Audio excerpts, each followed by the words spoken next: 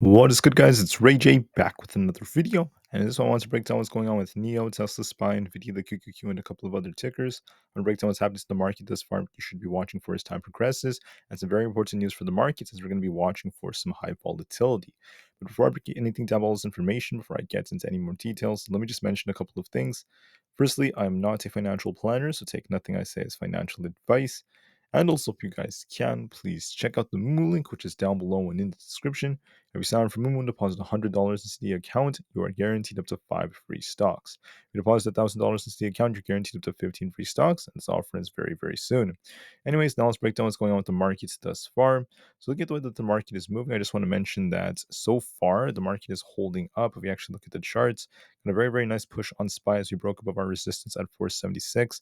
We're trying to push up even higher. Now, we have these wicks to watch for, which is going to be another resistance zone, but besides that, we're just continuing to push very, very nicely. And I would say that right now we are heavily favoring the bulls.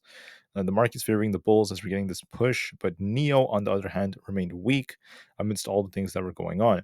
So Tesla, NIO, and many of the other EVs out there remained very, very weak, unfortunately. They attempted to push, but they ended up failing. We can see NIO tried to gap up, but it just wasn't really enough for it to just try to continue. And we're going to be watching this very, very carefully. So the question is, what's going to happen to the markets? Let's break down some important data and other things like that. First and foremost, at 10 o'clock a.m. Eastern Standard Time, we're going to be watching for some high volatility. We have the Michigan Consumer Sentiment Reports, the existing home sales, the Michigan Current Conditions Reports, and then we have Barr giving a speech from the Fed at 1 o'clock p.m. Besides that, all the data is going to be very, very minor. So watch that very carefully for tomorrow, which is going to be Friday. NIO put on his Twitter page that's on January 17th. NIO was listed among the 2024 Global 100 by Corporate Knights among 6,733 companies evaluated. NIO made it to number 50, up by 29 ranks in the past. So with that being said, there's some improvements coming out. NIO Alps sub-brand models to ditch the LIDAR and adopts the one orange chip, basically is what the reports are saying. The reason for this has to do with having a different vision relative to before, and they're also doing this to help keep costs down as much as possible. This is very, very important for them, and they're going to do whatever is possible for them to continue to bring costs down. So on top of this, we're going to be looking at their first car, which is starting at about $28,000. It's also going to have pilot assisted driving capabilities, and it's going to continue to improve as time goes on with these more affordable chips.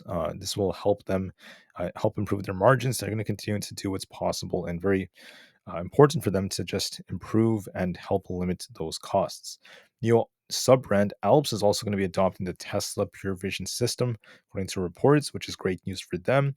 This is going to help them improve their overall driving capabilities. And they're also going to be using basically a different camera-less approach. It's a LiDAR less approach. It's a camera only approach, if anything, and that's going to be for smart driving system assistance. It's a different system that they're going to be implementing, and it's going to be very helpful for them.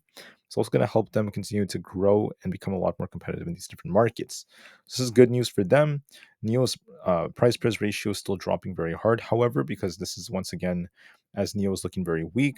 And when it comes to seasonality, NIO tends to be green only about 53% of the time uh, on Fridays. We also tend to see volatility around noon, at 2 p.m., and also during the final hour of the day. Unfortunately, NIO's volume is still 71 million, so it's still getting quite a bit of volume, but it's not holding up nicely. So the question is, what's happening to NIO? Well, it's very simple. We're trying to base at around $6. You guys can see that. The buyers are trying to defend it right there. And the overall market is not really affecting NIO that much. Looking at the current technicals, it still looks very weak to me. It's trying to base at 6. I think there's a very good chance it could drop a little lower. We're still looking very weak on the daily, so we could see a test of about $6. And then if it does hold that, we're going to be looking for a bounce. If it ends up breaking below that, we're going to be looking for a bigger move to the downside. There's a good chance that NIO is going to try to base around 6. So I think it might touch 6 and try to bounce and just kind of trade sideways, at least for the time being. Then we'll see how it goes after that. But with that being said, we'll be watching that $6 support, see how NIO holds it. I do see NIO testing that very, very soon. As far as SPY goes, this is actually looking bullish on the daily time frame. We're actually getting a very, very nice bounce. I called out the bounce. This did play out for SPY quite nicely. It didn't play out for everything, but did help SPY. And SPY looks like it might try to push towards 478, maybe reject and trade sideways up there. And we'll see if we could actually try to break above that or not.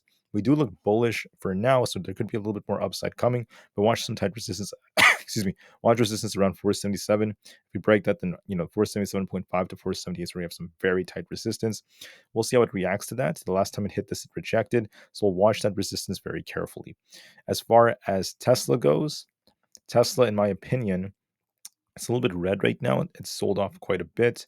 It's barely holding on to 211. So, with this trend still looking kind of bearish, we'll be watching to see if we see some more selling that emerges. Going to be looking for a back test of 212 and see if Tesla can try to reclaim that.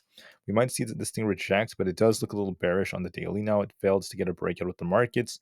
So there's a risk of it coming back down towards 208. If we lose that, our next target is going to be very close to that 205 level. So like all the way down here.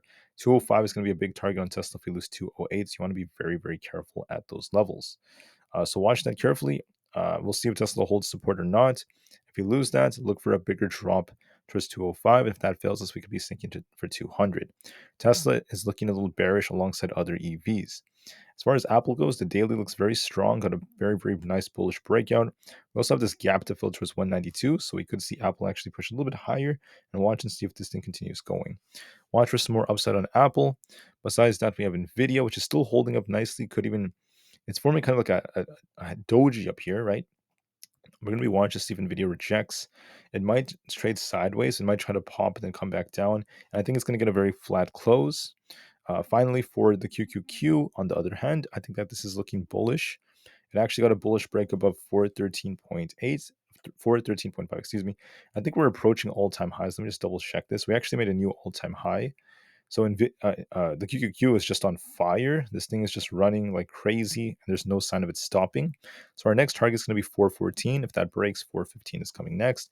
It looks bullish. The weekly is looking pretty strong. The daily, especially, is looking pretty strong too. Could push a little bit higher. We're about to get a bullish cross in the PPO. 414 plus is a real possibility. So with that being said, unfortunately, the market, although it's pumping and looking kind of strong for the most part, we're approaching some tight resistance, but NIO is underperforming.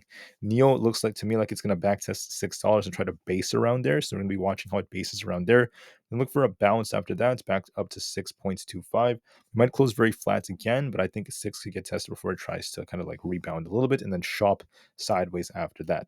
So that being said, make sure you watch your levels, watch for a test of 6 and a bounce, then some sideways price action. It could close very flat, maybe even a little bit green for one of these days. But overall, the trend is still favoring the bears a bit, even if it does get a very flat close, whether it's green or not.